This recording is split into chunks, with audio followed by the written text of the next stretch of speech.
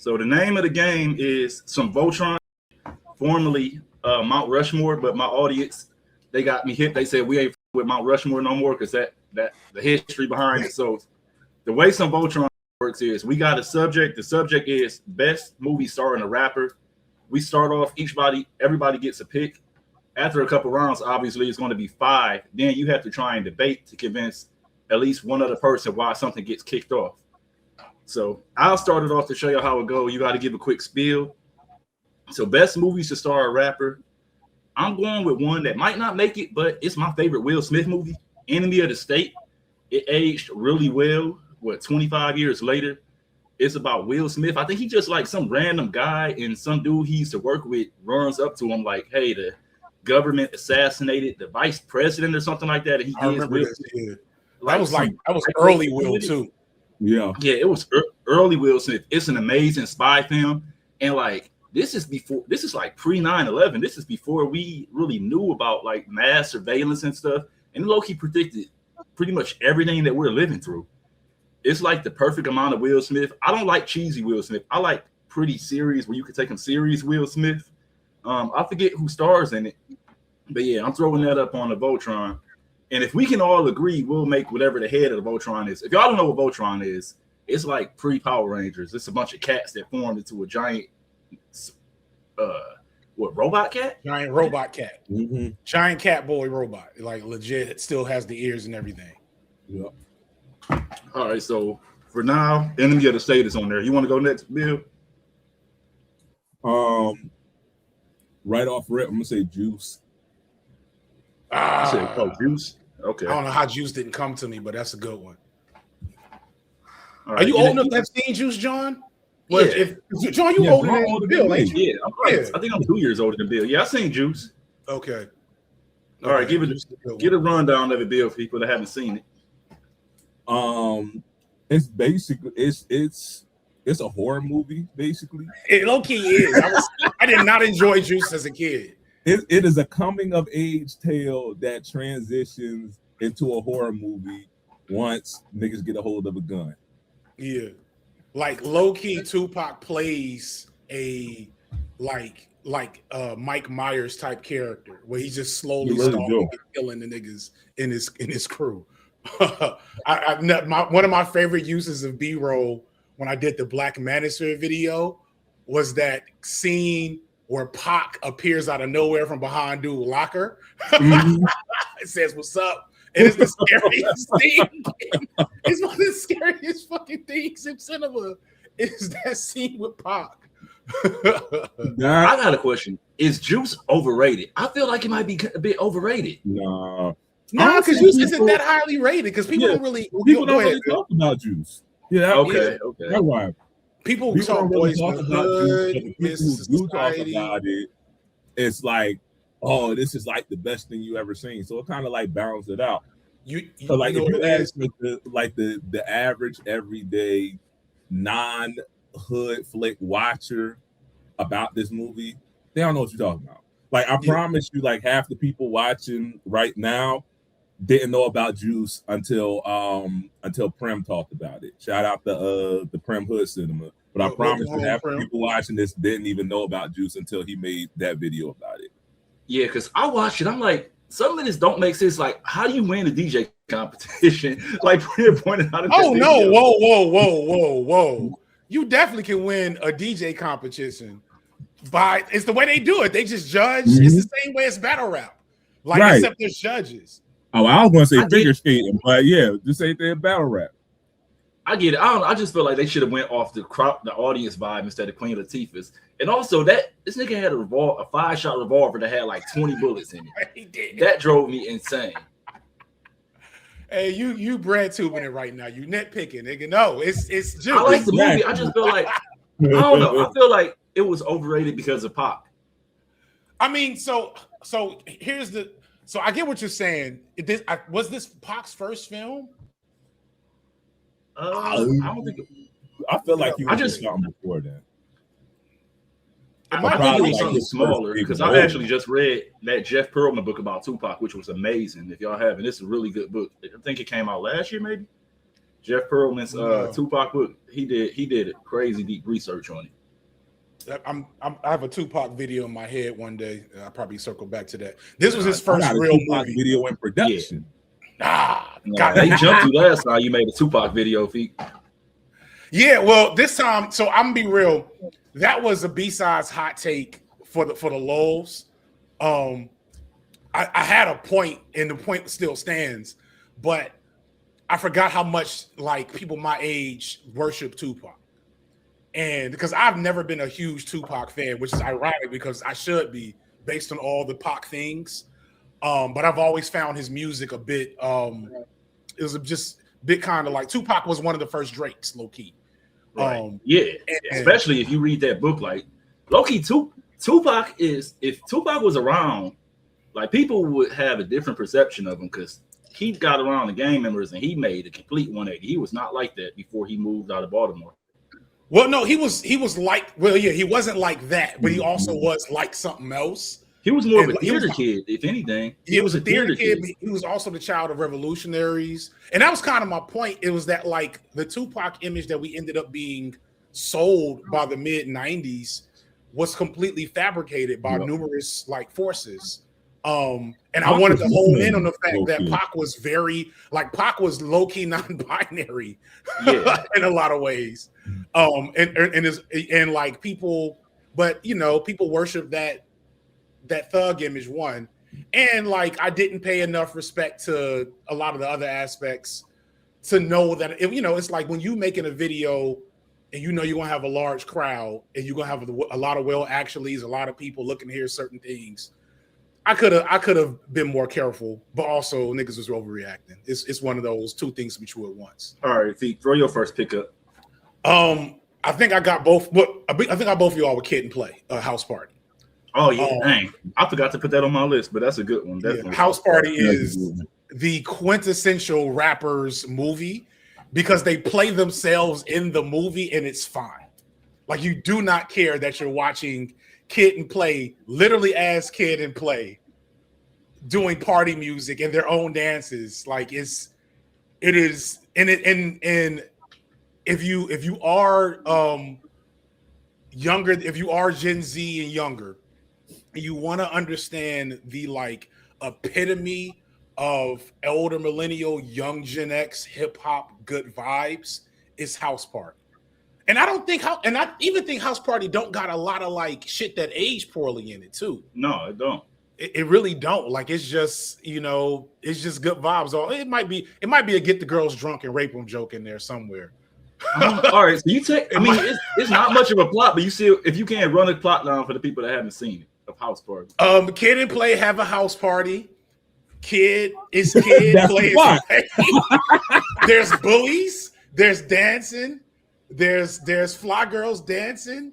George, what's the dude from Parliament?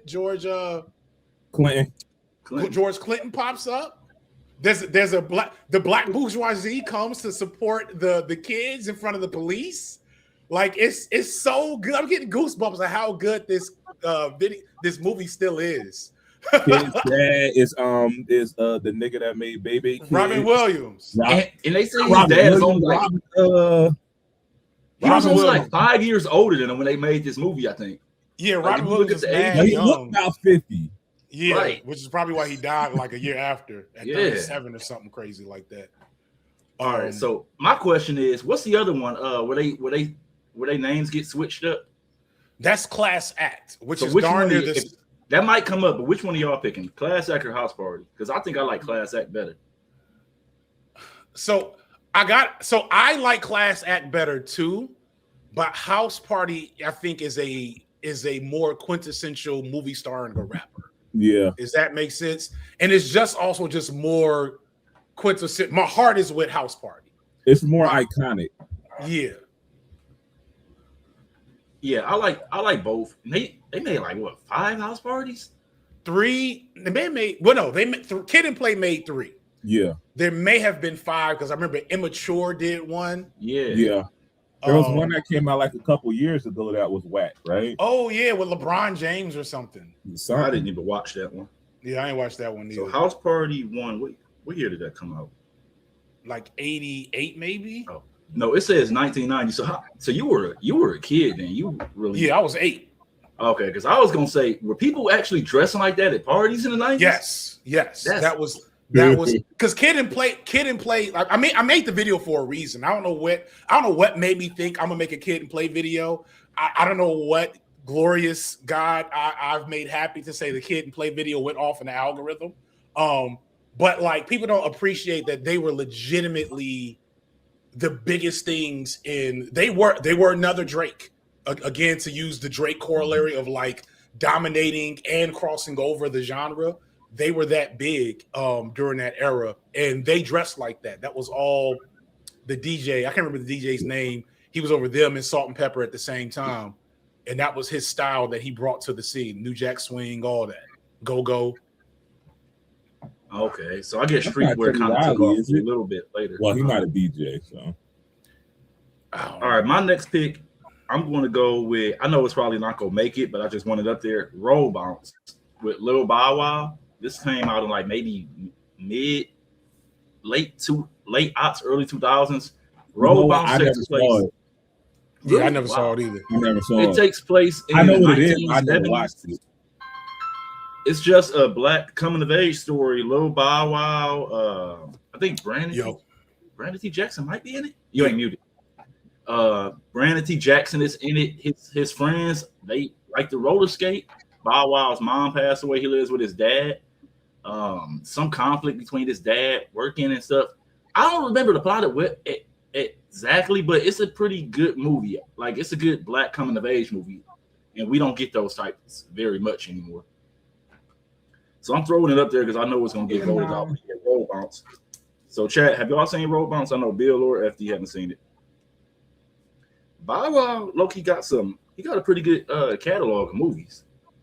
He got a decent. Bow Wow cut himself out a decent little footprint for what he was. I feel like what helped Bow Wow is I think he tried for a hot minute, but he realized it wasn't him. He didn't do that thing where, because we knew him as a kid, he grew up and tried to do the gangster image. He just fell into I'm slightly older. And I think that's what helped him, because a lot of the younger rappers or younger child stars try and do that. And people are like, come on, man, we can't take you serious. Yeah. Like, trying to think of somebody who tried to, I can't think of nobody off top, but like, that's why even though he was more a reality star than anything, I could never take Diggy Simmons seriously. Yeah, like when he had that MacBook song and everybody was jocking him like that, I was like, I can't even. I couldn't. And you want to know what's wild is because I'm a shameless plug, even though it ain't coming out no time soon. So I'm in the preliminary stages of doing this Big Crit video, right? And I did not realize that that double XL freshman class had Crit, Kendrick, somebody. Meat was in that class. A bunch of other dudes that don't nobody remember, and then Diggy Simmons. And Diggy Simmons was like the most hyped, out of that whole class. A class with Big Crit, Kendrick Lamar, and Meek Mill in it. And this man, Diggy Simmons, was the most hyped out of all of them. That's just wild to think about. Well, that was when Lyrical Miracle hadn't fully like become a meme yet. And Diggy was very Lyrical Miracle. Yeah, Diggy was actually decent. I just feel like it's the thing with rap, even though it's a lot of kayfabe, at the end of the day, we got to believe your story. Like, it's hard to believe a person take somebody serious as a rapper that we knew grew up rich. Like, I don't think anybody's done that successful. Yeah. Like Puff Son. I can't think Puff Son tried it. I heard Jadakiss son could spit, but nobody really trying to hear that. Like, bro, you grew up with a rich father. It's also because a lot of them aren't musicians. Yeah. And we don't give enough credit for, especially the old rap eras. Like, so many of the real stars in hip hop were like legitimately musically inclined. Like, they loved music And so they you know, like Nas is like probably one of the few people where it's just I just spit. Like you can fart on this 808, I get a flow going, it'll be cool. But everybody else was really musically inclined, and so they were able. Jay talked about the fact he didn't listen to rap; he only listened to soul and Prince, and so that made him able, even if he wasn't ever like heart in hip hop like some other hardcore heads, he knew how to make a melody. He knew how to ride a beat. He knew how to come with different sounds. Even Nas's father is a jazz musician.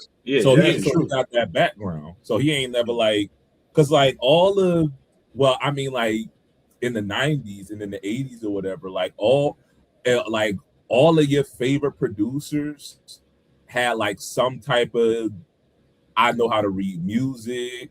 I, was in the band in high school. I did something like that or whatever.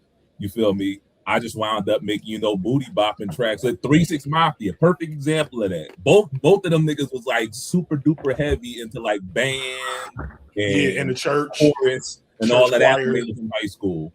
Project Pat still a pastor somehow.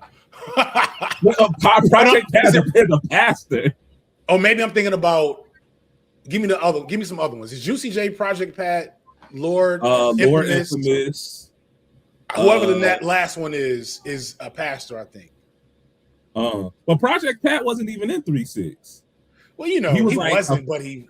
He's part of that, the Hypnotized Minds camp. It's not. It can't be Crunchy Black. It's not Crunchy Black. It's not Crunchy Black. That's a terrible rap name, Jesus. He was a terrible rapper, but he was a vibe. He really was a vibe. It was a vibe. Oh no, it is Project Pat. Yeah, Project Pat he does prison ministry and all kinds of stuff. Pat is a pastor. That is wild to me. All right, Bill, what's on your pick? And then this is the fifth one. After this, we got to start kicking stuff off. So far we got Enemy of the State, Juice, House Party, Roll Bounce. Whatever Bill's pick is automatically makes it. Then we start voting stuff off. Oh, let me go first, just so I can. Can I go before Bill? I want to have this. Go ahead, because we might be thinking the same thing. Because I want to be able to kick it off if we need to, but I wanted to have a moment. All right, I just want to preface this with Mark Wahlberg was a rapper. Whoa! Boogie Nights. I didn't think about that. We could have tomato. Tomatoes in the chat. Boogie Nights. I've never seen Boogie Nights is a classic. I just rewatched it for this porn video I'm doing.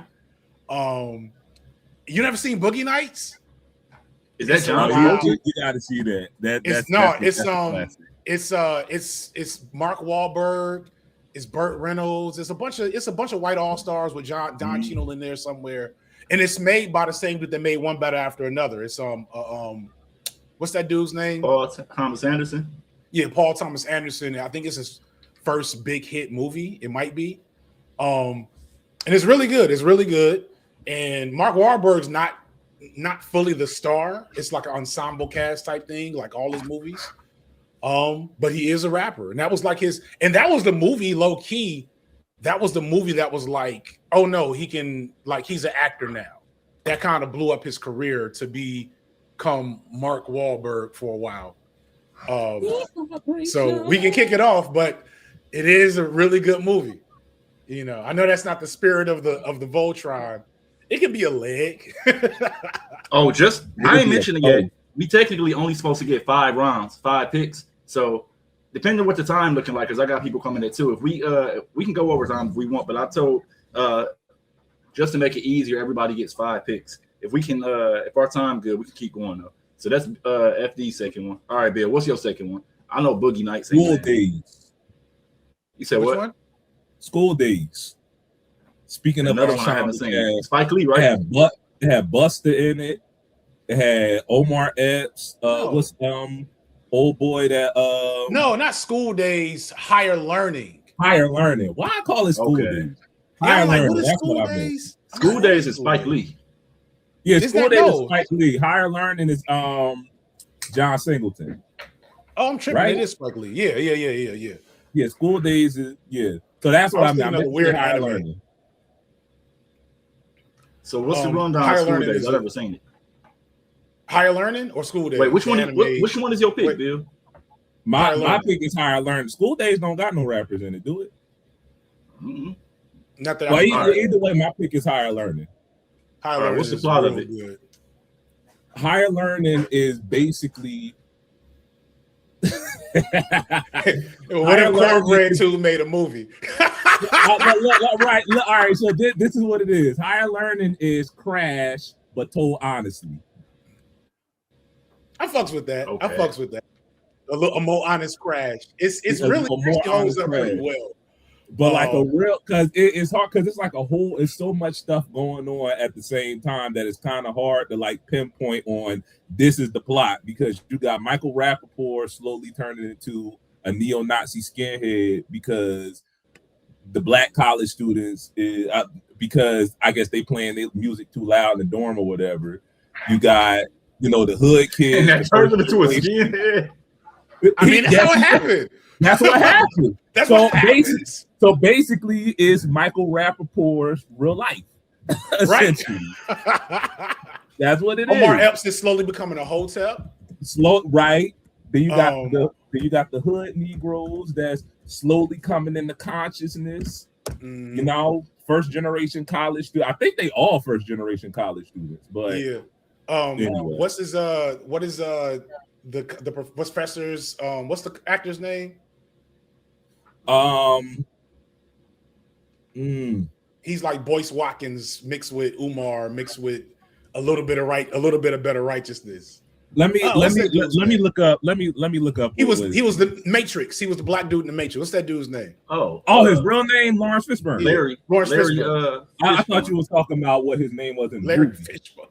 I don't remember his name in the movie. Lawrence, y'all ever hear about what happened if you call Lawrence Fishburne Larry? No. Who's Larry Fishburne? Like that. He will go crazy. No, he get hot. He don't like that. Wow. He cussed out Cameron enough for calling him Larry. It's multiple stories of him going off people for calling him Larry. Is that a person, or that's just he was just like getting his name fucked up?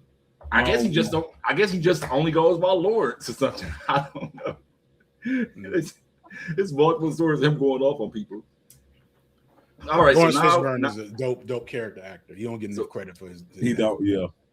Am I crazy, or when in Boys in the Hood, when did they say Furious Styles? I know everyone knows that his name. I don't ever remember them saying that name in the movie though.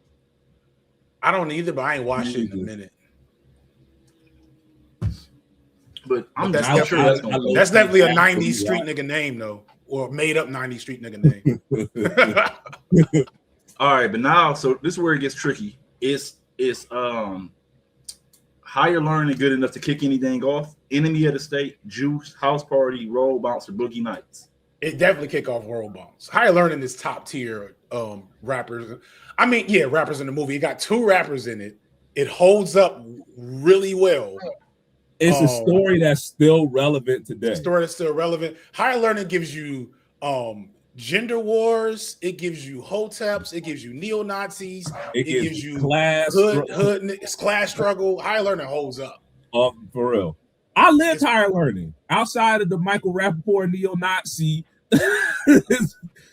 all the white boys that I wound up being friends with low-key became hoteps themselves. But outside of that, I lived Higher Learning. So okay, but Boogie Nights looks cornier. If we're kicking off anything, I say it should kick off Boogie Nights and let Roll Bounce stay. All right, Boogie Nights is legitimately a great movie, but I agree that we have to. We can't let Mark Wahlberg stick around too tough, even if it means. All right, so the first one kicked off is Boogie Nights. Higher Learning goes. Hold on. Jay Jarvicious says Project Pat not a pastor. He said that's some internet shit. Because that's hard for me to believe, Project Pat. But I mean, then again, that's not hard to believe at all. All them dudes it's not. Yeah. And you want to know why it's not? It's because I ain't gonna say nothing. I got a banger on to throw out. Then I got to run outside for 2 minutes. I'm throwing up Drumline. I feel like that's the generation. Drumline was for my generation what Different World was for Feet's generation. That made all of us want to that made us discover what an HBCU band looked like. So many kids wanted to play instruments, go to a HBCU because of Drumline. It's a Nick Cannon movie. He goes, I think it's a made up college that he goes to, right? Yeah, but it's a mix between, well, I guess it's basically just Clark, but Clark's band would never like that. So. Okay. But yeah, Drumline is a dope movie. It got people stepping. It got young black kids playing instruments. It's a dope vibe. We loved that movie as a kid, and my nephews actually love it. So it aged well. Some of my nephews that are like, what are they, maybe 18, 17? They were posting it on their thing, like they watched it at a movie night at their high school, which made me proud. I'm like, oh, cool. The kids rock with Drumline. So how accurate do you think it is, Feet? So I was there while they did it, and it's actually like super. I can't think of, aside from like, you know, the dramatized drum solo, like, you know, I gotta run out for 1 second, like battle rap moment. Drumline is actually mad accurate. The whole vibe is accurate. The random one white dude is accurate, because always one random white dude on every HBCU campus. It's like one per every 2 classes. Like every other class, you're gonna have one random white cat that pops up and is popular. The bad girls being just all over the place is accurate. It's pretty accurate. It's I give Drumline 2 thumbs up. When we were there, it was crazy watching. It was the first time, because this is before Atlanta became Hollywood for like a decade. It's like, I don't know if you know, Bill, like every Avengers movie from the first one till like for like 10 years, Disney filmed every Avengers movie partly in Atlanta, like every single last one you could think of. And so what was wild is like watching Atlanta be in a movie after having been there for the last 5-6 years. But yeah, Drumline sticks around. I guess I take over for Bill for a second. I mean, for John for a second. What you got for your third one, Bill? Friday. You cheating? How am I cheating? Because you keep on getting classes. You thinking about this way quicker and better than I am. I'm drawing so many blanks, and every time you name one, I'm like, oh yeah, of course. Y'all said the 5 best movies starring rappers. Yeah, that's immediately the head. I don't know is there anything better than Friday? A comedy? No, not that I could think of that starred a rapper. I gotta think of the most Death Star. Oh, okay, I got one. But for the kids, do I gotta explain the plot of Friday? You gotta explain the plot of Friday to random Gen Zs who haven't seen it.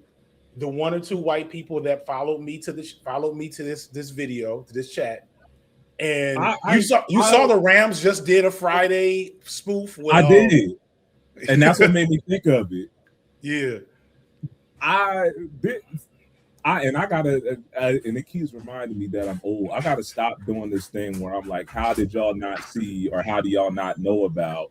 Because it's Friday. Who has not seen Friday? Who don't? If you have not seen Friday, you know the memes.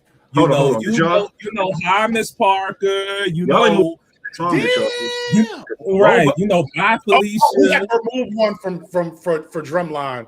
So I guess that means Roll Bounce gotta go. That's fine. Drumline. I mean, all right. So Drumline, and it's on Bill. Friday 1, I'm guessing. Yeah, Friday 1. Okay. You like everybody, like even if you haven't seen the movie, you know it's like both our bikes, man. I just keep them. I still quote that to this day. Devo, you know I'm like this for my bike back, man. What's good about Friday is we that's another movie we don't really get comedy. It's more of a drama than a comedy, or it's more like balance. Slice of life. Right, more than a comedy. You know what it is? Friday, and it make perfect sense because they came out like right around the same time. It's Clerks for hood niggas. Ooh, that's what Friday is. Clerks actually legitimately is good comedy. Yeah, I heard it's good. I just never seen it. It's to take a Gen Z turn. It's cozy despite being a hood movie. Yeah. With weed and police and shit. Yeah, so Friday. So what we got? Because Friday got to go on the list. Yeah, It's probably Friday got it. top This is where of it the gets food tricky chain. though. So we actually, I think I know what y'all gonna vote. Enemy of the State, Will Smith, Juice, House Party 1, Drumline, and Higher Learning. I kind of want to take Drumline off. I'd be willing to kick off. I like Drumline need to stay. I kick off Enemy of the State for Friday. I'm between Enemy of the State and Drumline, but I feel like I'm leaning toward because the thing is like John was saying. I remember when Drumline came out, and for real, everybody wanted to play drums. Then everybody wanted to go to an HBCU. That's so crazy. I was not. My middle school was so poor. We only had band. I wanted to play drums. We had band for like a month. The teacher quit, and we just never had band again. So I couldn't learn the instrument. I went to middle school with White Mom. I went to. We had to. Well, because I went to Catholic school. We had to pay to get music lessons, and so my mom was like, there's a drum set right at the church. You just hop on it after just hop on it and ask the drummer. But I wasn't never really into drums like that to begin with. I wanted to play a guitar. And so, but yeah, I remember it's another one of those things where it's like it is Drumline an event, like a cultural moment. Yeah. Like people I was under 40 probably because I'm 35. Yeah, because it was not for me, but I could see it. You were grown. Under 40, that was like it was. Yeah. We had never seen anything like that. We didn't know what an HBCU campus looked like as kids because we didn't. I wouldn't be surprised if you ask like a lot of younger millennials who wound up going to HBCUs and asked them what even put you on to HBCUs to begin with. I wouldn't be surprised if they said Drumline. That's how big a deal it was. It had a discernible effect on Clark. Like Clark got a whole lot of extra money and love off Drumline. Like I never forget coming back to Clark and like seeing millions of dollars worth of new stuff, construction, library updates. You know what I'm saying? So definitely. So I guess that means Enemy of the State. Okay. Well, which is a good movie. It's a a great movie. Honestly, I think it's to get Red Two back. Like it's one of the few movies that doesn't become propaganda. Like it shows, like that shit is so accurate. Like it shows, it predicts a lot of stuff. Mm-hmm. So, question: are we doing starring a rapper or featuring a rapper? I feel like they gotta have a sizable role. Okay, all right. I was gonna do Bamboozled, but that's starring the rapper, isn't it? Isn't Mos Def in it? Yeah, but he's like there.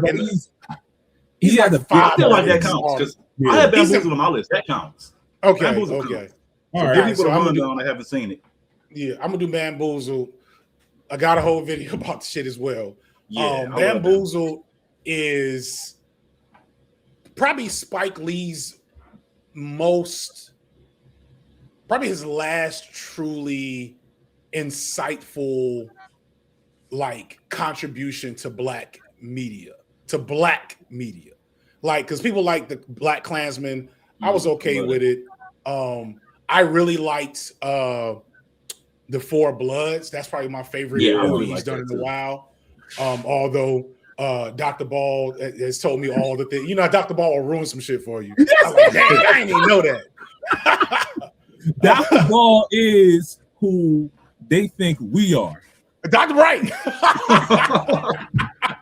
Dr. Ball will ruin something real quick. Dr. Ball ruins something. Well, you know this is based off a book where I'm like, right. Damn. Because the book is based off is like this really radical piece, and Spike Lee did low key change. Spike Lee kind of hate poor niggas. That's his new thing. Is like I'm angry y'all niggas is too poor to make me more money to make movies.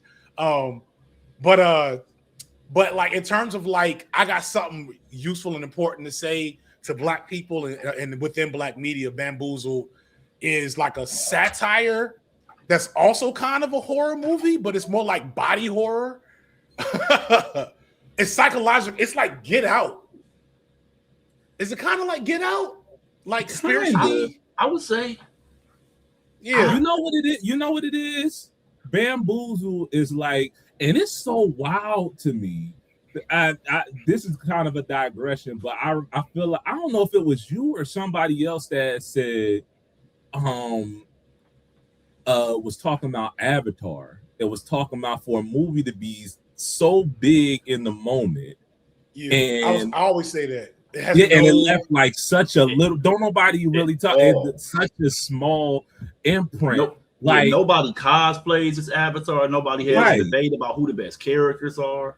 Yeah. And so what movie was we just talking about? Because I had Bamboozled. a point of bringing Bamboozled. Oh, so American Fiction, right? American Fiction, for it to be so talked about in the moment, the imprint that is left is basically non-existent.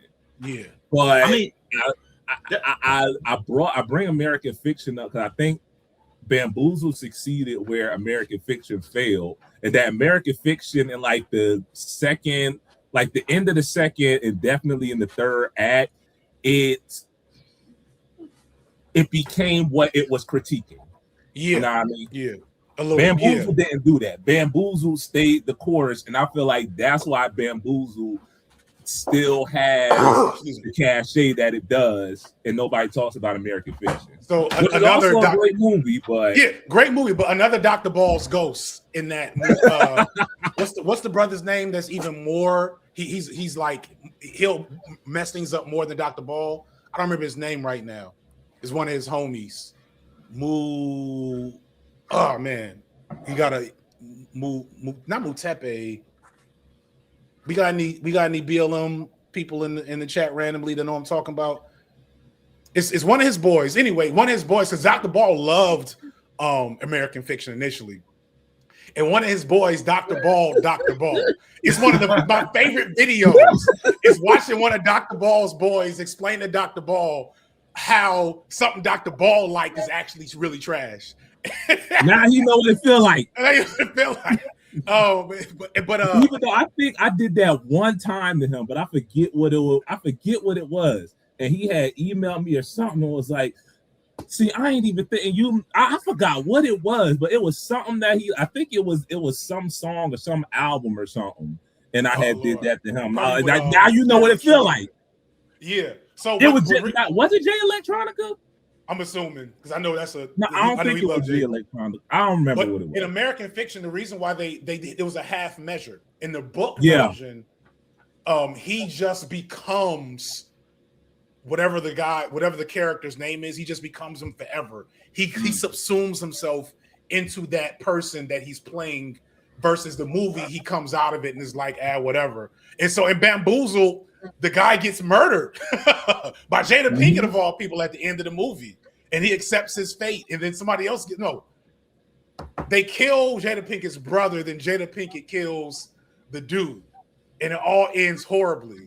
And I think that's why Bamboozle kind of like it's like, nah, ain't no happy endings. It's low-key Afro-pessimistic if we want to go on a bread tube shit a little bit. It's all like, right, the shit just bad. So side quest, the funny thing about American Fiction, the character that he plays, like the Sell the Book the Hood version, he actually plays that version in an entire movie called All Day and the Night. Have y'all seen that? With Ashton Sanders. Ashton Sanders is about this young black dude, and it starts off with him in prison, and it tells everything that has him leading up to it. And Jeffrey Wright is his father, and Jeffrey Wright is like a hood dude, but he plays that. It's so funny if you watch them back to back. Because like in American Fiction, he's playing a parody, but in All Day and the Night, he plays that character straight up. Speaking of Jeffrey Wright, so damn intense. Speaking of Jeffrey Wright, criminally underrated black artist. Yeah, for real. Because we definitely forget to bring him up when we talking movies. All right, so it's time to vote for Bamboozled. Bamboozled, I feel like it has to make the list. So what we gonna vote off? We got Friday. I don't know. I kind of like everything else better. We got Higher Learning. What we got? So we got Friday, Juice, Drumline, and Higher Learning, and House Party. Yeah, so I'm not putting, as much as I love Bamboozled, say that one more time. Only one I will put it over is Drumline, but that's because I'm 10 years older than y'all, and so Drumline don't mean what it means to me. Friday won, Juice, House Party won, Drumline, and Higher Learning. And this is a Voltron of the best movie starring a rapper. I can't put it over me personally. I can't put it over any of those. I love Higher Learning too much. I love Friday too much. Maybe Juice.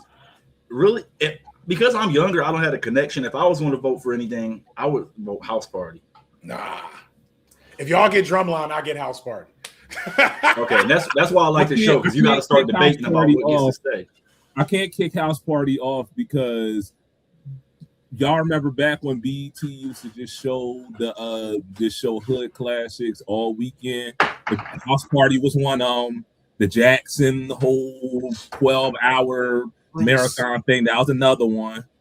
So I can't kick House Party off because of that. All right. So Bamboozled.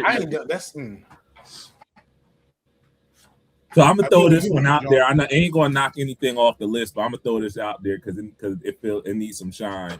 It Set It Off. I set it off. Ooh, set it Run off. down the block. Shine. All right, so we can kick Juice off for Set It Off for me. You kick Juice off and Set It Off.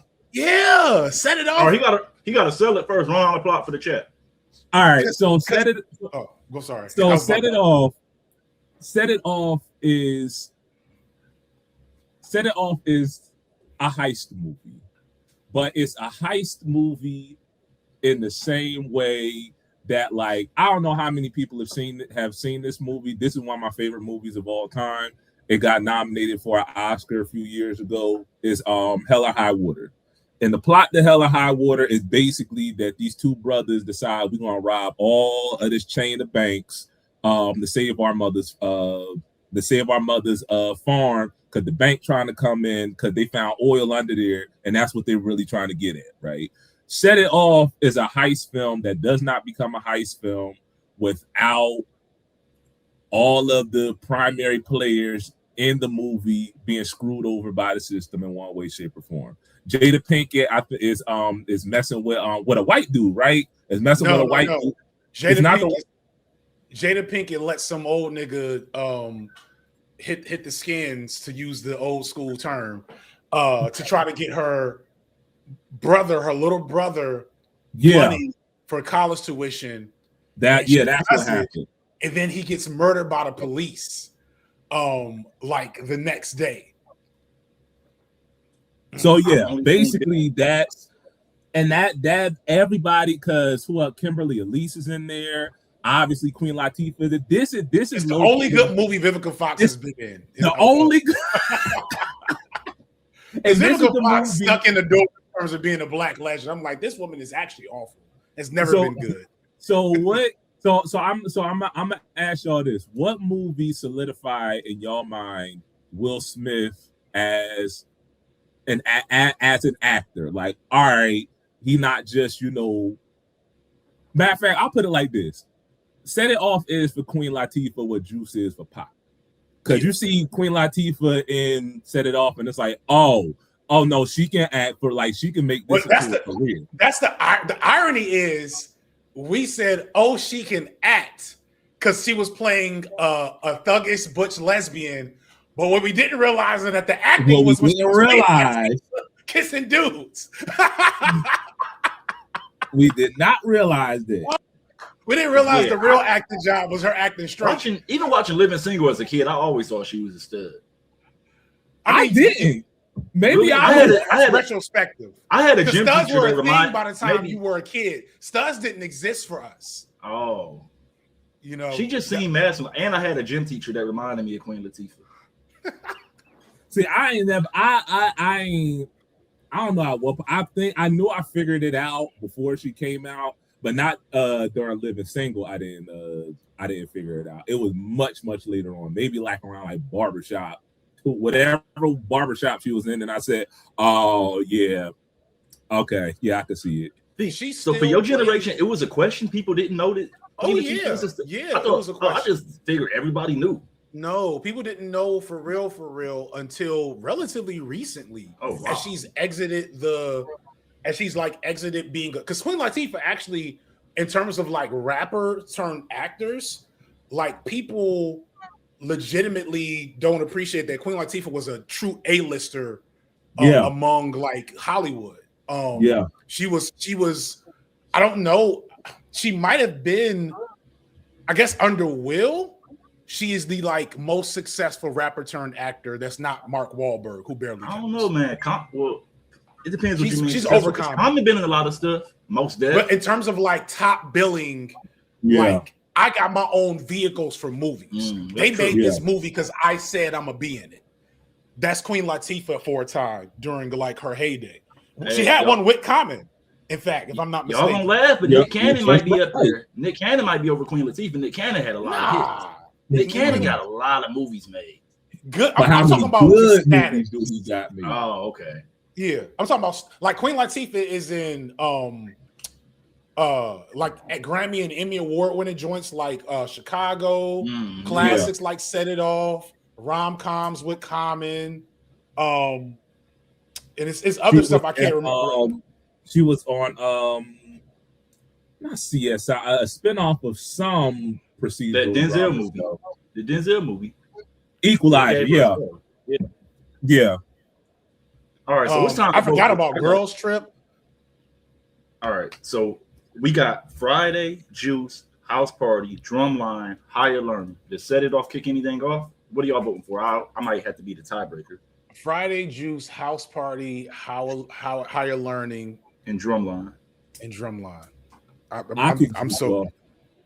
Yeah, I kick Juice off for Set It Off. I'll go with y'all, even though I haven't seen Set It Off. Juice ain't. Oh, you haven't? I think you're really you got to see Set It Off. Yeah, Set It Off is not. You don't need nostalgia to appreciate what that movie. This is my pick. It got to make it because it's a hood classic. Legit, like it is legit. One of the you talk about heist movies. It's up there with like Heat, just as a pure heist movie. You got to watch it. People gonna get mad. I felt as a movie fan, I felt like Heat was about 30 minutes way too long. So I watched Heat as like a kid, and I never watched it again. See, I watched it a couple of years ago, and to me, it felt like it was a reaction to Goodfellas, and they just wanted to make a character study. It just felt 30 minutes way too long. Like it's a lot of scenes. I'm like, this seems like a director's cut. Like diner scenes and him talking to like his side piece. I'm like, I don't know. Just as a movie fan, it felt way too long. All right, but my fan, this has to make the Voltron. This might, if we talking about movies with rappers and like just what you think of when you think of a movies with rapper, it doesn't have to be prestige, but this might be the head of the Voltron. Paid in Full. Paid in Full stars Cameron, Mekhi Phifer, Buddy from The Wire, right? No, Wood Harris. Yeah, Wood Harris. He was in Wire. Yeah, Wood Harris. It's about the hustlers back in late 80s, early 90s. Richard Poe. Yeah, Richard Porter. They cut out Wayne Perry's story. That's what he snitched on at the end. But Richard Porter, I forgot who Cameron played, but it's like it's the highest quality that a Alpo Martinez, I think he was supposed to be playing. Yeah, Alpo, that's who it was. And yeah, man, Paid in Full, it's a classic movie. Like it's one of the movies as a black millennial under a certain age, you probably watch it 100 times. Actually, really good acting, the pacing, it feels like the 80s. It probably introduced that Phil Collins song to a certain generation. I knew it because my dad and uncle played it all the time, but that Feel It in the Air, that intro, Paid in Full is amazing. It has to make the list. Have y'all seen it? As I've seen Paid in Full, it's always been Belly over Paid in Full to me, though. So we'll fight. Oh, we'll fight. I know Belly's not a good movie. You really have man. Y'all see Belly is a terrible film. Belly is awful. Listen, but it's so iconic. It's iconic imagery. It's not a great movie though. Paid in Full is a great Belly movie. is a meme. I understand. Listen, y'all are both correct, but I'd rather watch Belly anytime. That's insane. First off, Belly might give you a seizure the first 5 minutes. I can't watch the intro. That or you'll never date light-skinned chicks again. That was me. Oh, when you see Keisha. Oh my goodness. Keisha did something to everybody watching that. That light in that, man. But no, it's no universe is Belly over Paid in Full. However do you need it? Like you listen. This is all I know Belly bad. What is the plot of Belly? Hood shit, my nigga. Like the streets is hot. It's the streets. DMX. That's the plot. Nas is the end to the One Love happens in the movie. Nas is going through it during this period. Nas is and going then he goes to Africa with T-Boz. They leave Chili here with MAGA, so she can. look at what Nas put out though. He put out Belly, Nostradamus. What was the other That's a movie? terrible album? No, he's just talking about Nas has had a streak of bad albums. Wait, he had a movie. He had an album called Belly? No. After Nostradamus was No, it was I Am, then Nostradamus. I Am then was Godson. Godson was good. No, I'm sorry, Yeah. Stillmatic, then Godson. Yeah. Nostradamus was the lowest point. I Am people don't like. I don't think I Am is so bad. But it's y'all. It's all right. Okay. If we gonna do Nas songs, I feel like songs that his true fans didn't like, they actually were bangers. I like Show Me What You Like. That Sade with Genuine. Everybody, see, that's what I'm saying. Like, Nas is a victim of. I mean, Bill, you kind of broke this down. Nas is a victim of being, when you talked about him versus Jay-Z in one of them joints. He's a victim of being the chosen. Like, he's a victim of like kind of the same. You use the Kendrick and Drake joint, and you were like, there's a corollary between Nas and Kendrick. Except unlike Kendrick, Nas never figured out the artistry of making like top tier, listenable music. He just kept rapping. I disagree. I feel like he did. I think the reaction was just bad. What's the joint he got with Missy Elliott? I don't remember that one. He has a couple. He rapped with everybody a little bit. You know what the problem with Nas was? The problem with Nas is that his pursuit, Hot Boys, that shit go hard. His pursuit of a banger was so transparent, and people, when Kendrick does it, that's his banger. Feels effortless. Yeah, it feels natural. Right. When Nas does it, it's like, hey, he called up a producer, said, Timberland, you got a banger for me? I need a banger. I feel like if you throw a 90s party and play Hot Boys, Missy Elliott, and Nas, that joint go bang. It is. Like, but the critics don't appreciate it because the critics always want is that if you in the 90s, because I'm actually doing a Nas joint in a little bit. If you in the late 90s and you finna go pick up your girl, what you finna put on? Is you finna put on Uchiwali or Can I Get Her? You putting on Can I Get Her? Right. Yeah. There you go. And I'm someone who danced to both of them in the club. And Can I Get Her definitely was the superior one. Uchiwali, I feel like is overweighted. That was definitely like a new. That was. Well, again, I was in Atlanta, so Uchiwali had that Northeast nigga vibration that I don't get all the time. It was on the 1 and the 3 a little bit. Everything in the South got to be on the 2 and the 4. I feel like Nas, because of his fan base, he's kind of in that same pocket that Lupe is in. Like, Lupe fans don't like when he gets too mainstream. Yeah. Like Superstar I believe Superstar might be Lupe's highest charting song, and he has the remix for all the rappers, but true Lupe fans don't like Superstar. And I understand, but I'm like, at the same time, your favorite artist needs to eat also. He went triple, quadruple platinum off that. He's all right. All right, so paid in full. We got to make so Friday, set it off, house party, drumline, higher learning. I'll kick off drumline, house party. Paid in full. Okay, I'm saving. I'll kick off drumline. I will let y'all kill anything except house party. So as long as we get to put house party as a foot or something, then I'm good. What would you kill, Bill? What's your pick? So it'll be Friday. Out of what we said, I'm gonna kick off drumline. Because now we're talking about not only cultural moments, but just legitimately, like, what is the best movie out of all of these? And we building the Voltron. This Voltron is gonna have to fight for whatever pop culture honor is. So we need the strongest Voltron possible. So right now the Voltron is Friday, Set It Off, House Party, Higher Learning, Paid in Full. It's on Bill. I mean FD, because Bill had 4 times.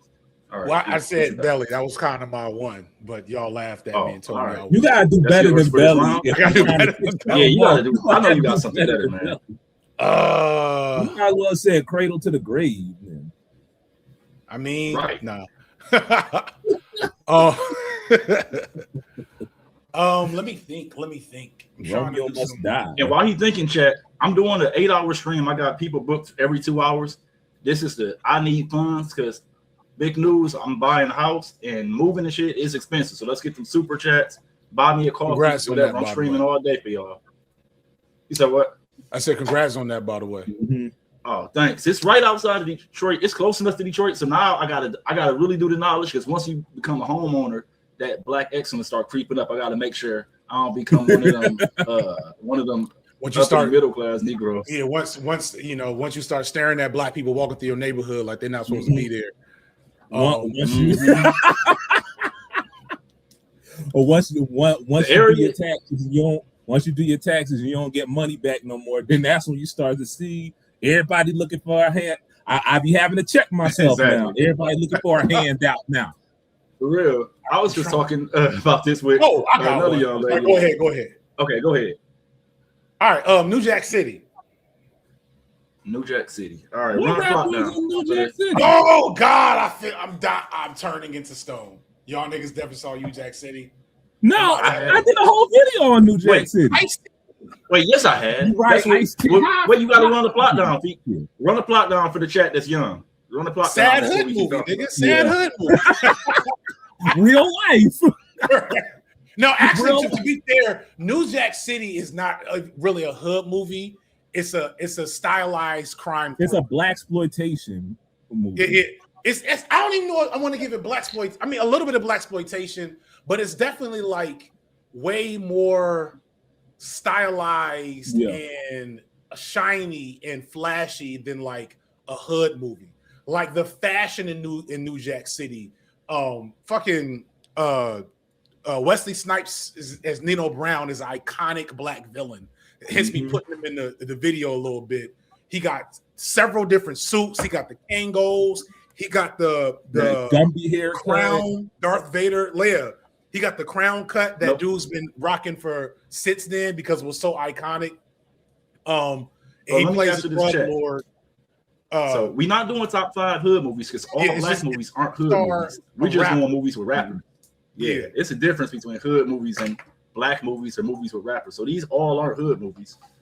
Like House Party is a hood movie. Not really a hood movie. Like they don't spend no time in the hood. It's a crime thriller. No. It's just like the only hood they show is the Carter building where they sell the drugs out of, but it's not like a coming up from the streets. Like what's it called? It's a straight up supervillain in the movie. Like he's low key the Joker. Is it true? Is it true this movie was based off the BMF, or that's just something Detroit niggas say? I mean, the Chambers brothers. Yeah, so I didn't know that. They from Detroit. They from Detroit. Yeah, they're from Detroit. It is based off of Detroit. No, it's based off of the Chambers brothers and YBI. Because it was a whole article that was written. Again, I did a whole video on this, a whole article that was written, and then I think Quincy Jones got a hold of it and wanted to turn it into a Nicky Barnes movie. And then one thing led to another, and then it wound up evolving into New Jack City somehow. So low-key, so even though the movie is set in New York, it's really about Detroit. Interesting. I did not know that. Also, like soundtrack iconic. Oh, that's how does that sound? What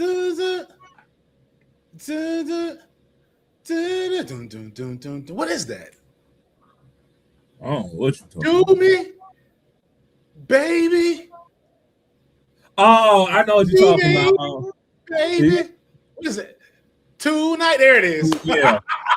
I'm just trying to figure out what this melody is. Anyway, it's classic. So I kind of maybe because I seen it too late in life, some of it came off as cheesy to me. I mean, it's the things you're thinking of imitated New Jack City.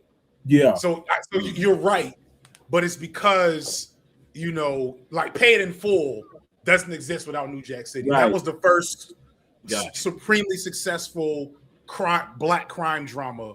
Is it the first for real? It might be the first for real, but it definitely is. It is. Yeah. It's the first one because I think it made more money than Goodfellas when it came out. Wow, because Goodfellas came out like the year before. Look it up. It either made about as much or more than Goodfellas did when it came out. All right. Because Goodfellas came out in 1990, New Jack City came out in 91. Goodfellas and it was like 97 at the box office. Let me see. 47 million. Yeah, it did. According to at least Google AI, which means I gotta go find the source because they be exactly Reddit. Like go on Wikipedia. Go on Wikipedia and then click the footnote. Man, basically, it looks like they about tied. They both made 47 million. Wow, I didn't still know that tells you something, right?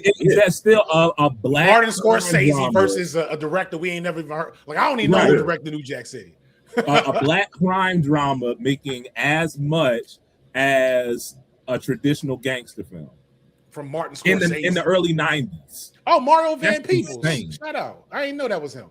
Yep.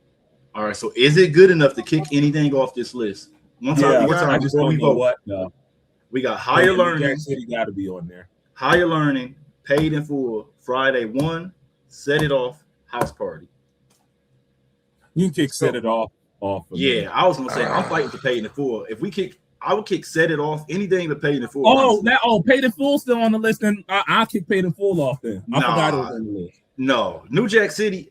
I would rather keep New Jack City off than take off Set It Off. I think Set It Off is the best pure movie on the list right now. Well, I want to fight for Paid in Full. So what about House Party? Are you trying to fight? You trying to keep House Party? We talking black? I would rather keep New Jack City. We got 3 different votes going on here. I know. We're gonna chat. Let us know. Chat. Let me see if the chat can sway us. Hold on. Let's do a ranked choice voting shit real quick. All right, so I'm gonna put my so like just do a little quick list, and with your number 1 you get 5 points, right? Okay. So House Party gets 5 for me, and then your number 2 you get 4, your number 3, so on and so on, and so then when we put it all together, because is that the last one? I'm about to drop mine in the chat. I think I got one more. No, we can keep going though. It's only 110 because we're going till 2. All right. Yeah, I didn't know how long it would take because I know we get sidetracked. So we got Paid. So it's House Party. What is it again? Friday. It's House Party, Friday, Higher Learning, Paid in Full, and Set It Off now. Paid in Full. I'm going Paid in Full first. Friday second. House Party 3. Then Set It Off on Higher Learning. So my top 3 are basically Paid in Full, Friday, Paid in Full, Friday, and House Party. So I got House Party 5 points, Set It Off 4 points, Friday 3 points, Higher Learning 2 points, Paid in Full 1 point. So I got Friday 1 point. Oh, I didn't mean to put that in there. So I got Friday 5 points. So it'll be easier to keep track. So let's start with House Party. House Party guys, how many points altogether? So I gave it 5. I'll give it 3. 3, 8. What else we got in there? We got just start with House Party. 1. So House Party gets 9. All right, Set It Off. I got 4. What y'all got? 4. I give it 1. So Set It Off was also 9. Friday, I have 3. 3. 5. That's 11. Higher Learning, I got 2. 2. I got 3. So that's 7. And then Paid in Full. I give it 5. I give it 2. I gave it 1. So that's 8. So Higher Learning is the loser with 7. All right. So yeah, you got to let it. That was that's all right because my coup de grace, as the French say, is boys in the hood. Oh yeah. See, I knew it was gonna be some bangers. Let's go. All right, run the plot down. I'm sure it's still people. It's people young enough. This is the quintessential sad hood movie. This is so run the plot down. Boys in the Hood deal. This is the quintessential. I'm gonna tell you what Boys in the Hood is. You know how we always say GKMC feels like a movie? Boys in the Hood is that movie. Yeah, GKMC is the soundtrack to that. That is what especially if you grew up in a certain place during a certain time. This movie speaks to me in a way that I have not watched it in about 20 years. I gotta watch it again for when I do the John Singleton video, but I refuse to watch it because it is so traumatic. So it's what's interesting. Boys in the Hood is bad, but Menace to Society is actually worse. Mm-hmm. Minister, you want to know why? You want to know why I could watch Menace to Society? Because Menace to Society wasn't my life. You know what I mean? Okay, because that makes sense. So you're a child of the hood, whereas Menace to Society is like, what if Super Predators? Like, where did Super Predator come from? Exactly. Menace to Society is the quintessential Black nihilist movie. Yeah. There is no hope. There is no whatever. We just running them up because of the system or whatever. Yeah. Boys in the Hood is good kids in a mad city. Yeah. that is what it is. Yeah. You know what I mean? So I can watch Menace to Society and be like, yeah, this is a movie. I can't stand Menace to Society, but for that reason, but I can watch it. Boys in the Hood, I can't watch without feeling some type of way.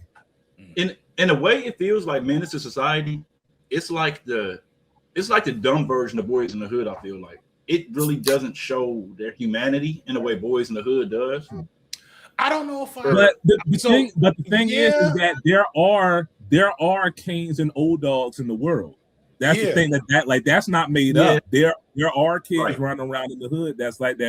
We ain't got no King Bond in them. Yeah, that's kind of why I fucks, especially from my background in like social work. I fucks with Menace to Society because of that term Super Predator and like how people it's problematic because it's like that also became the image for that term.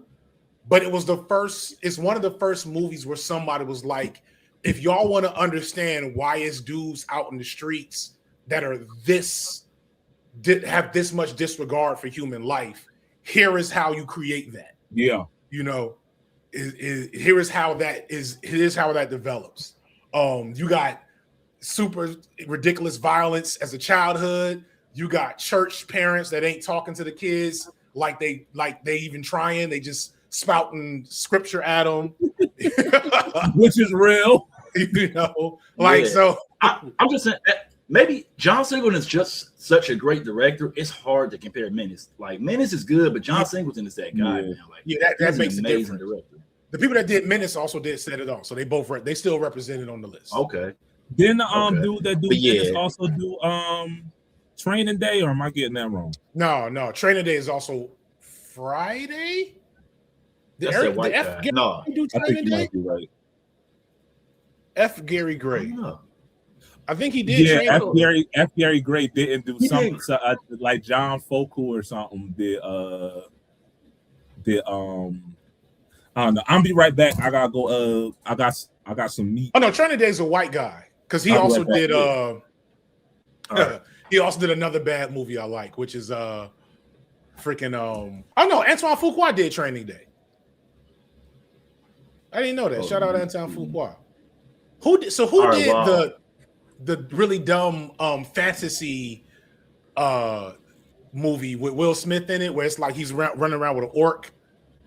Oh my god, I don't know, but that movie was bad, but it was also the type of bad that I like. I love that movie so much. It just feels like we missed the first 90 minutes, or like it feels like a movie based about a show that doesn't exist. It's Bright. Thank you. Bright. Unfortunately, like the dude that wrote Bright got like super canceled afterward, and a lot of people don't like him for numerous reasons. Who directed that? Because that dude that directed Bright is also like has a lot of classic crime drama movies, if I'm not mistaken. David Ayer. There you go. I don't know, but while Bill is gone, we about to play a bonus game. I'm gonna see if you can guess any of these samples, Feet. I was supposed to the live stream. I was going to do a bunch of samples, but a lot of people that's really hard, and I would have to come up with like 500. So I'm about to play a few seconds of a song. I want to see if you can guess the sample that it's sampled from. Let's warm it up. It's shine season. Yeah. Black. The test is, can you guess the artist, the album, and the year it was released in the song? Come on now. Why too goddamn much? That's Maxwell. That's not Maxwell. You're my lady. Who is that? Is that Genuine? Wait a minute. What we doing? D'Angelo. I'm tripping. All right. Yeah, this is a bonus game. So let's see which one of y'all can get most points. All right. Now try and guess. Y'all got D'Angelo. Can you guess the name of the album, the name of the song, and the year it was released? That's all. Brown Let's Sugar. shout it out. See who can get it first. We talking about where the sample comes from, right? The original track. Where the sample comes from. Brown Sugar. Yep. The year is 1996. Don't tell them, y'all. You want to lock it in? And what's the name of the song? The original. Lady. You're my lady. All right. What's your guess, Feet? What's your guess for the year? So Voodoo is 2000. I know he took a big break. I think it probably is 96. I just remember Voodoo hit the streets, hit all the straight men in a weird way in like 2099. You should have did. You should have did the Price is Right tactic and went under. It's 95. So Bill won the bonus round because I'm a D'Angelo disciple, so I was going to get close. No, he guessed D'Angelo. Who did you guess the album? Judged in the chat for saying Maxwell. My bad, y'all. My bad. Did you guess the album too, Bill? Yeah, he said it. All right, so Boys in the Hood. This is about to get hard. I feel like I know what y'all gonna vote off, but what we got is Paid in Full, Friday, Set It Off, House Party, New Jack City. Boys in the Hood got it has to make it. It has to. It has to make it. So we already took off Higher Learning. I really think Paid in Full gotta go. I don't want to lose none of these other ones. Compared to what else is on there. Yeah, I knew it. I knew it was gonna get kicked off. I knew that. I ain't gonna fight it. I'm glad it made it a couple rounds. It made At least we ain't say 8 Mile. They was talking about 8 Mile earlier in the chat, and I just refused to acknowledge it. I just refused to acknowledge it. I don't really care about it because for Detroit folks, 7 Mile to us is what everybody not from Detroit thinks 8 Mile is. Like that's the most famous block in Detroit, probably 7 Mile. That's where I ain't gonna say a lot of rappers, but like 7 Mile is, we know you got famous blocks, 7 Mile, Joy Road, blocks like that. But 8 Mile it's called 8 Mile because that's what separates the suburbs from Detroit. He was raised on the other side of 8 Mile, so he wasn't raised in Detroit anyway. So that's why it's called that. But yeah, I don't really have a soft spot for 8 Mile. For one, it doesn't feel like a Detroit movie to me. Like honestly, it could have taken place in the Rust Belt. Outside of working in the plant, it doesn't feel like a Detroit movie to me. So I don't really have no soft spot for it. All right, let me see. I think it's my turn. Y'all just went. I'm going to go. Let's see. Let's see if this can make it. Good one. Atlanta. I probably should have threw my weaker picks up that I knew that probably wasn't gonna make it. Atlanta's not a movie though. Yeah, it is. Atlanta with T.I. You mean ATL? Oh, ATL. Yeah, ATL. ATL is a black coming of age story. Probably one of the last good ones we got with T.I., Lauren London, a bunch of other black all stars. Big Boy pops up. Big Boy. Yeah, Big Boy plays a legit villain in that movie. A legit, like, scary. Them were the scariest types. Like the scariest, it's two types of scary niggas in Atlanta. It's like guerrilla goons, like country big, South Carolina phrenology. South Carolina niggas got a certain look about them. You can tell. Like just low key. No shade to other feet doing race science on the stream. I'm just saying, South Carolina niggas. I always know a South Carolina nigga when I see them. But like, so it's them dudes, but them dudes, like, you know, they scary when you see them.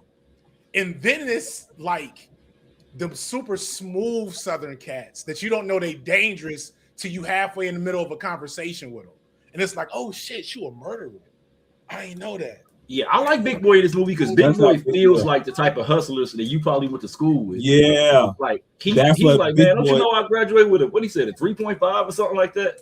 Like he's just a clean dude. But yeah, ATL was a dope movie, a cool coming of age Atlanta movie where T.I. and his little brother, they live with their uncle. They living in the hoods of Atlanta. They just trying to skate and have fun. But I know it ain't gonna make the list, but it's a really good movie. Yeah, it is a good movie. It's a good movie, if for nothing else. But Big Boy legit got, like, I remember seeing somewhere where James Gandolfini said that he got Tony Soprano from some dude that he grew up with that turned out to be a hitman. I feel Big Boy, he just remembers some dude from the block and said, I'm just going to emulate him. I'm just going to do what he did. Yeah. Because that he was like real life scary. Atlanta, because I'm sorry, go ahead. No, I was just going to say that is the type of dude that you would see at the library. You know, that yeah, you straight. How you doing in school? You know, if you ever need anything, you know, that's how he played that. And I said, I know this man. Yeah. I have met you. It's because Atlanta, the thing about Atlanta's, I guess, crime history or whatever, is that because Atlanta was a black bourgeois centerpiece in the country, like before that was a thing people could imagine. Like some of their gangsters are like low-key privileged. Like there's a lot of connection between the state, the church, and the underworld in Atlanta all knew each other. You know what I'm saying? All fuck with each other. The business class. Shout out super underrated piece that came out. It may have been last year or the year before. Was I think it was called Fight Night. It had I heard about that. In it. So good. Fight Night was so good. And Fight Night, it talks about, it's like it's gangsters in the city, it's gangsters in like the politicians, it's gangsters that's just gangsters. One of them becomes a pastor. Like I'm like, oh, this is familiar as hell. They talking about Geechee Gullah in the chat. I still don't know what that is. That's what I meant when I was talking about South Carolina. Like South Carolina people are like, they have like high cheekbones. It's like if you imagine when people say like black is beautiful, they're talking about like a middle point of all the South Carolina features. Because sometimes they get extreme and you end up looking like, again, Charlemagne before he got his skin fixed. But like in the middle of that is just like these gorgeous, super dark, but like sharp features. They look African. Michaela, what's the girl? Is it Michaela Cole? That's from Africa. She's British. I don't know who that is. People wanted her to play Storm. I know you're talking about, but I don't know her name. You know what I'm talking about. You've seen her. All the dark skinned sisters. That's like one of the people they hold up. What's she been in? Like, not anything we watch. She's British and she do kind of like girls arts, black but British stuff. That's not. Speaking of Storm, I swear to God, Storm better be dark skinned. They already took Jon Stewart away from us, and I grew up on the Green Lantern because Static Shock was only around for a couple of seasons. I'm still sick about that. I'm sorry. She was in Black Panther, the second one. She was only in it for like 30 seconds. You know her. If you Google Michaela Cole, you know what I'm talking about. Yeah, I May Destroy You, but like niggas never heard of it. Regular niggas ain't watching I Will Destroy You. It's just that was one step away from the typical nigga. No shade to I May Destroy You because I also haven't seen it, and I'm probably in the community that should have seen it. All right, so we know Atlanta ain't making it. So Bill, what's your next pick? I do have a couple that are making. I got a strong one. You said what? I think I'm the last one. I thought I had my 5. Yeah, I think. Oh Bill no, we Gates. can keep going. We can go. We got another. 20 No, let's minutes switch or so. to it said British Issa Rae, low key. You had a top 5. You have a top 5 rapper list something thing, or we got to talking choose about a movie? No, I thought I saw that. I don't know, but I was ready for the top 5 rapper fight. If you want to do top 5 rappers, we can do that. Wait, in what category?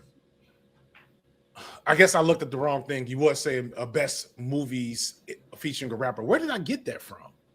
I don't know, but let me throw mine out. If we can finish it out with super chats, the community, but I got one that I feel like might be able to knock something off. We talking about best movies to star a rapper, Man in Black 1. That was huge. Okay. That's the first huge black pop science fiction movie too. Like, have we ever had another science fiction movie with a black person? No, before that was this big breakout was Independence Day. Independence Day. That was before Man. That's not science fiction though. That's more of an action movie. I don't consider that science fiction. Man in Black is straight up blowing up the White House. Okay, but that's action though. That's not. I don't consider. Chat is what else is science Independence Day science fiction? Ooh. I mean, that's science fiction.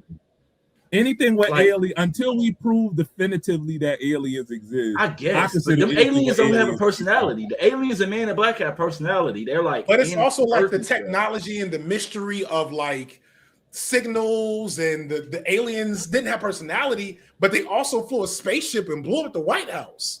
Like, so that's sci-fi, because that's pure War of the World. So sci-fi, like Jurassic Park is sci-fi to me. That's fantasy. It's sci-fi to me. Sci-fi is a wide, it's like that's what high sci-fi, which is like Star Trek. All right. Yo, is Men in Black good enough to knock anything off? Because Will Smith is a major rapper. I would not. Men in Black is huge. People was doing the dance. Everybody was doing the dance with the video that came on 100 times a day. My thing is, Set It Off is legitimately the best movie on our list right now. To me, it is, but it's not. It doesn't have the same cultural cachet that Men in Black does. Yeah, as long as I get Men to in keep Black had a house party. People were dressing up like Men in Black agents for Halloween, right? Yeah, that song was everywhere. Yes. And I do feel like of all of these, especially when we consider cultural impact, I think Man in Black has to make it over Set It Off. Yeah, Friday is quotable forever. It hurts me, but I would take Set It Off of Men in Black. But that's like legit, John. You gotta after once you move in, the first thing your first assignment is to go watch Set It Off. Once you move and get all settled in. All right, so Set It Off. I think unless Pete got one more pick, our final one is D's. Somebody just said Deep Blue Sea.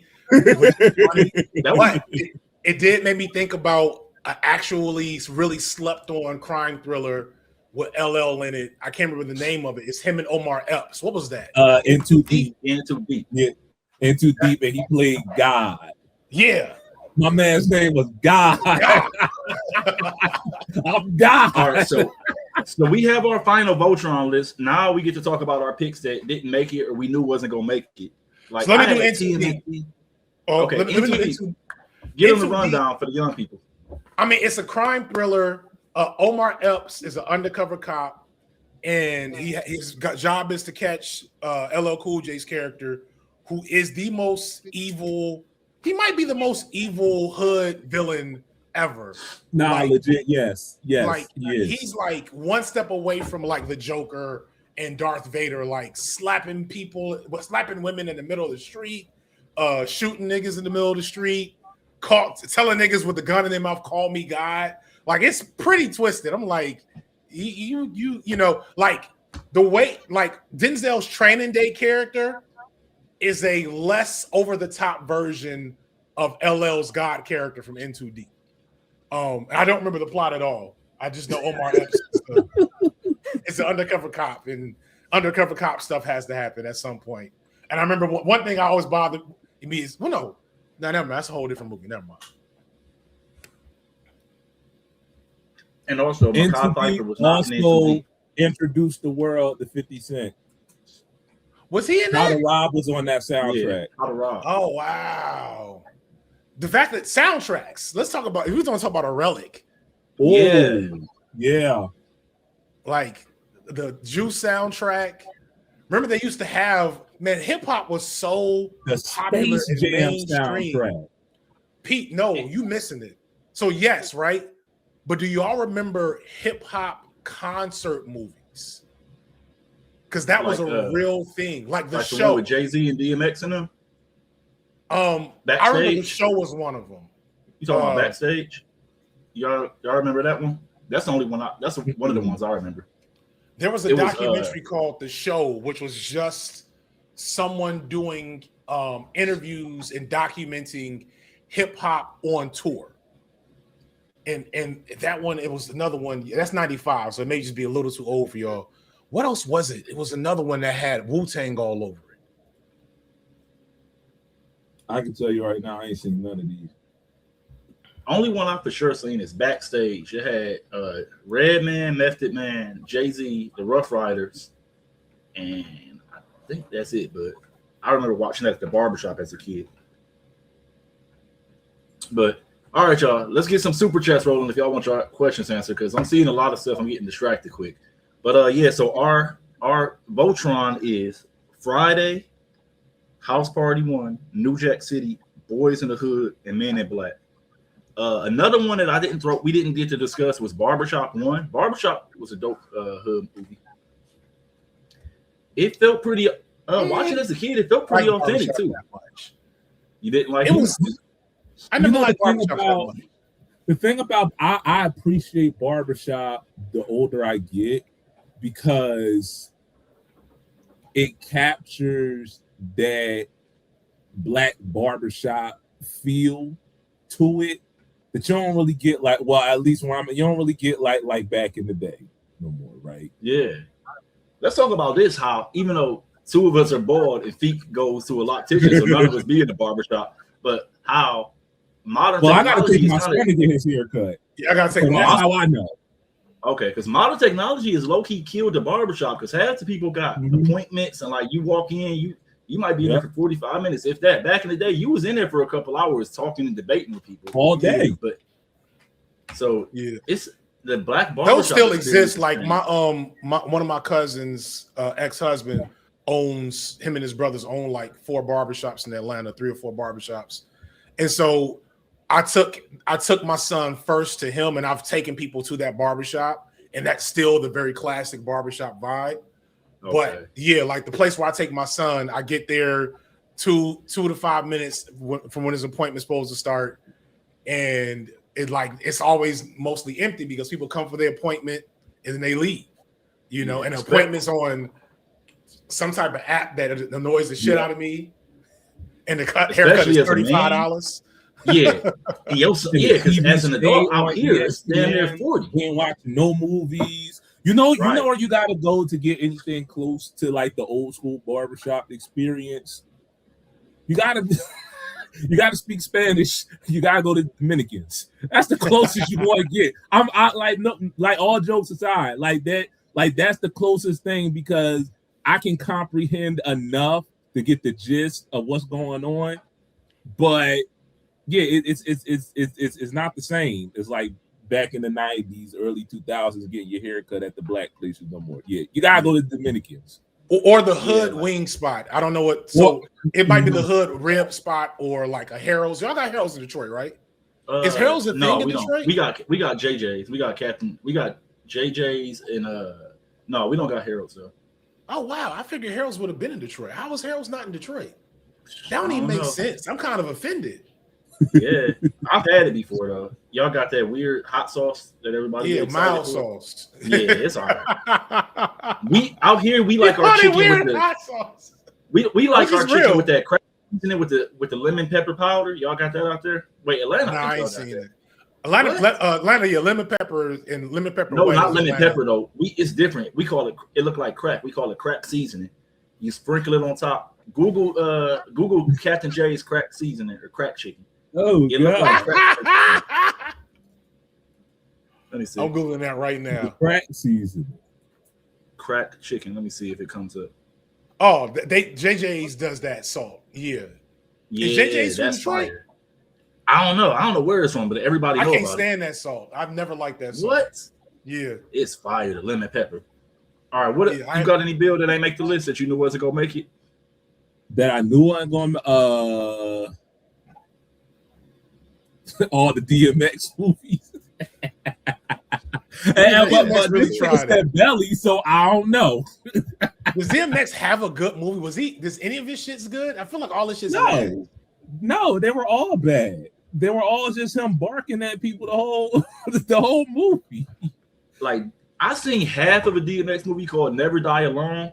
All I know is he was talking shit to some young niggas about their outfits and they shot him. I don't know if that's the beginning of the movie or what. It's called Never Die Alone. Some dudes had on some army fatigue. He was like, "You about to go camping or something?" Yo, next thing you know, I know shot.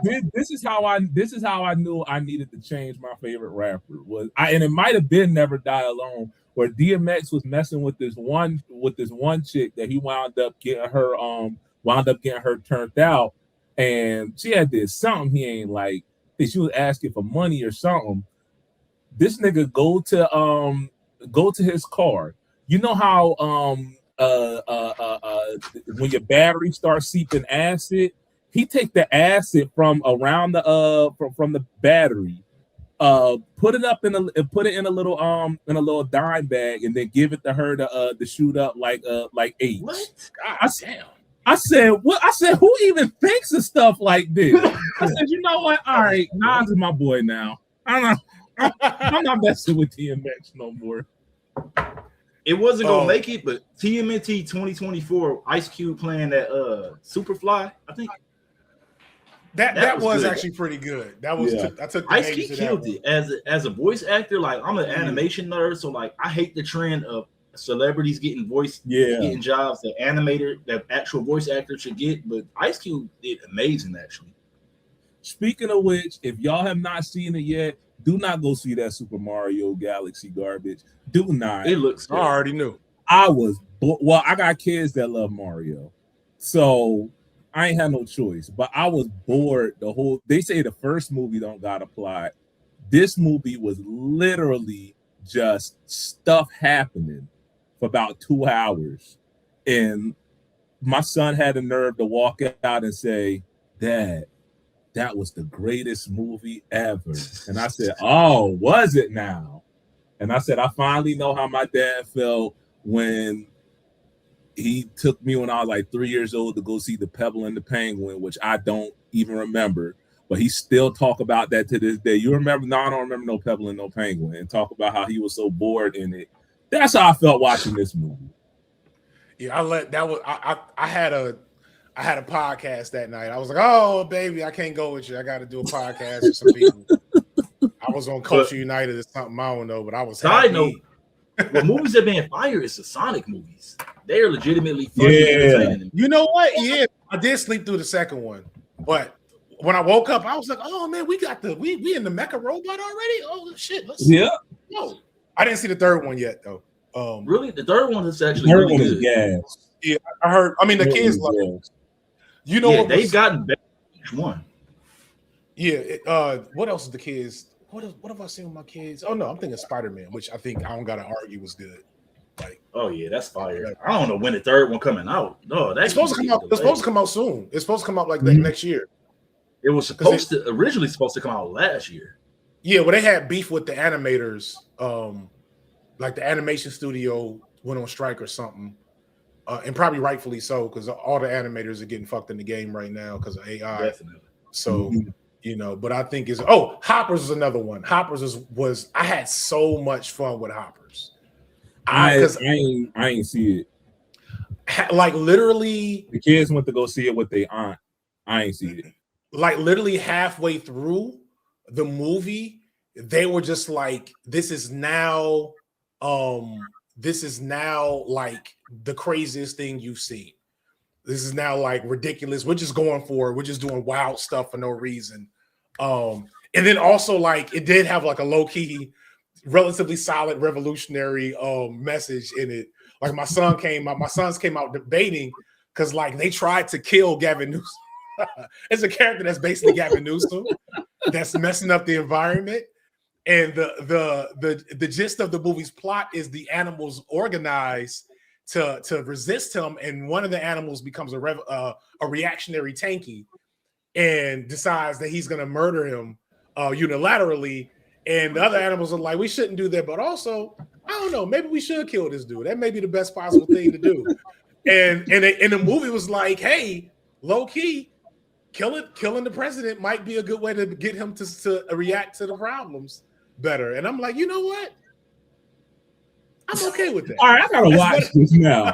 That's the wild. I did a FD streams about it. I was because like literally they leave him naked and in his drawers tied up at one point in the movie. I gotta watch this. All right, y'all ready for another bonus round? This time, all right. Y'all gotta try and guess the original song, the artist, and the closest to the year if you can, and the album. All right, get ready.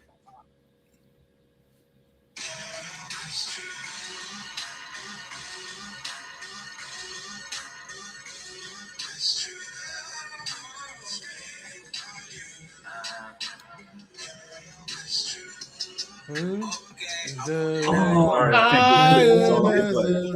do love you. Yeah. You get a piece of my love. Guy.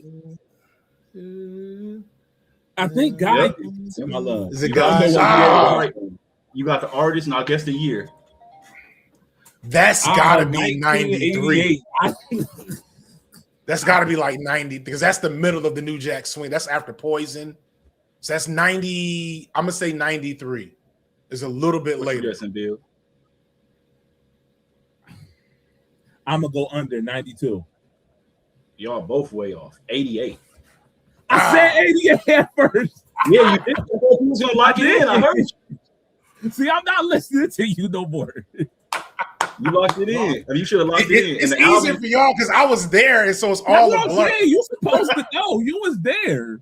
It's all a blur. It's all me in the back of my mama car vibing, being in the back of my auntie car vibing. I don't remember what age I was at. I know what I heard in the front seat of the car and the back seat of the car. That's how I can mark the years when I can sit in the front seat. I ain't listening to you no more. Let's run another one. All right, I got another one for y'all. I can only play a few seconds so we don't get clips. I think playing off your phone was maybe not. Yeah, if you play it from your phone, you straight.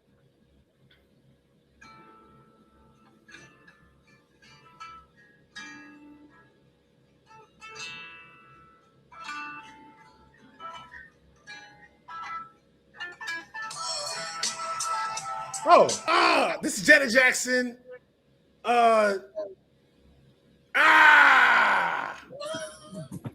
gonna let you have. It's harder than those. This is why I didn't do a full sample string because this is hard. Is that SWV? No. Got it. You got a point. Keep going.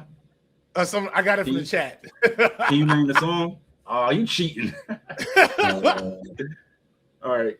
You know, that's why we need to have Tariq on here. Tariq had this. Chat, don't be cheating. Y'all got to guess off y'all memory. Again, I'm older than y'all. I got more shit to remember.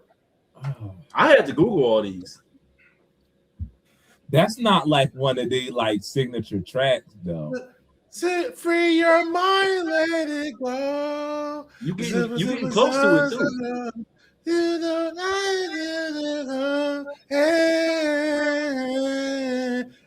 Use your heart. Use your heart. Yeah. Use your heart and not your mind. Yeah, see, I know the thing. You asking for details. This the problem. See, y'all, the younger millennials, y'all are a post-internet era. Whereas us, to know the music, you couldn't like search it. You had to have the piece of paper, or you had to have the piece of paper with the song on it, which niggas would lose in the first 2 weeks of having the CD. So in the radio, it barely, they'd be like, yeah, that was SUV. Next up is like that was GMX I just played. Smiley in the chat. Right, we just played it. All right, I'm about to give y'all another one. This is a Wale. I'll make it easier. The record is Wale on Chill featuring Jeremiah. You got to try and guess the name of the song. Okay. All right. I'm gonna start it over. They Right, played a sample. sample in the beginning, so pay attention to the beginning. You look so good, baby. You are so special. It's to be all your loving. Oh, okay. Yeah, I know. That's Tony's home. Is it just give me all your loving? You ain't getting none of that. Bro. Wrong artist too. That's Tony. No, that's Tony's home. That's Tony's home. That's Tony's home. Listen, Raphael Sadiq, ask of you. That's Tony's home. Raphael Sadiq is Tony's home. Yes, it is. Raphael Sadiq is Tony's home. You don't even know the other niggas in Tony's home. Who the That's other not niggas? the point. Raphael Sadiq. That's like saying that's like saying Crazy in Love is Destiny Child. Right. It don't work like that. No, because the other girls in Destiny's Child are meaningful beyond being in Destiny's Child. So when Beyonce broke up, it was like, oh, that's Beyonce. Raphael Sadiq, name the other dudes in Tony's home. It don't Name matter. Tony and Tone. Huh? It don't matter. That's not the name of the artist. All right, you want to take a guess of the year? That's later. That's definitely, I definitely was thinking about girls when I heard this. So that's got to be like 97, 98. Almost 95. 95, okay. I knew it was old enough for me to be like, like daydreaming about that song when the girl I like walked past. That's how I know certain R&B just sounds good. Other R&B I have an emotional connection to. That's one of them. All right, run this back. I'm gonna get one of these, damn it. All right, come on, let's get it. I got more. Let me see. I'm gonna still my Wale list.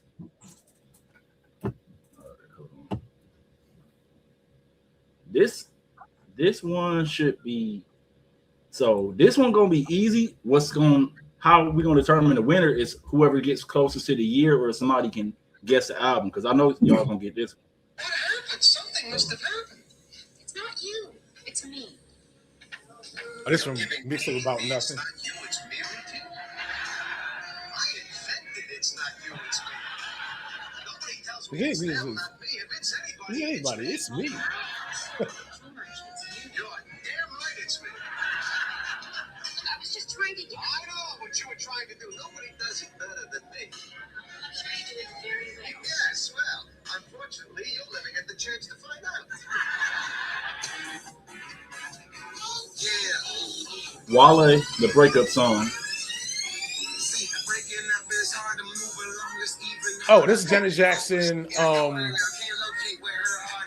No. All right. Is that Janet Jackson? That's Janet Keep Jackson, guessing. right? Y'all gotta keep guessing until somebody get it right. Bill, what you got? It's the same sample from Poetic Justice. In the thunder and rain, I can feel that. You're gonna be mad when I play it too. That's not Janet Jackson. Play that back. What I want to say, I know it's not. I know that's not it. I'll finna say Teddy Pendergrass.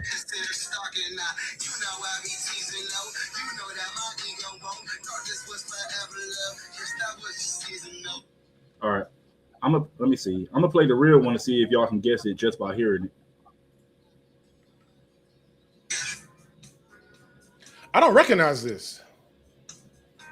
I don't know this. What is it? Because once the song starts, y'all gonna know it. I don't recognize this sample. All I do, Stevie Wonder. Yeah, that's where the sample comes from. I didn't recognize it off the sample. Yeah, they really laced that because I did not catch it. That's what I like about Blog Era was the last year era to have real sampling because like they did stuff like that. Now it's just a straight up we taking the beat and rapping over it. Wale joint, melody. They actually it was a real flip, and you know the producers made a real talent to it, and that's what I miss about old like. That's why I be sounding like a lot of the newer rap. It's just lazy. Like the production is lazy. The new Yeah, fighter has Puffy entered started for the a lot 2 of that. o'clock window. Let me You said what? let me run off so I can make sure. All right, you got anything you want to plug before you bounce? No, just all the regular channels. I'm working on this this big Nebula joint. They finally let me do something, but that's not the first episode. Probably won't hit till end of May at the earliest. So yeah, I'm just really being low key by comparison. Of All my right, usual thanks for output. coming through. If you want to stick Indeed. around, Bill, throw a couple rounds into the next one. The next one I'll we're throw a doing couple is rounds in. I got time. best rap debut of all time.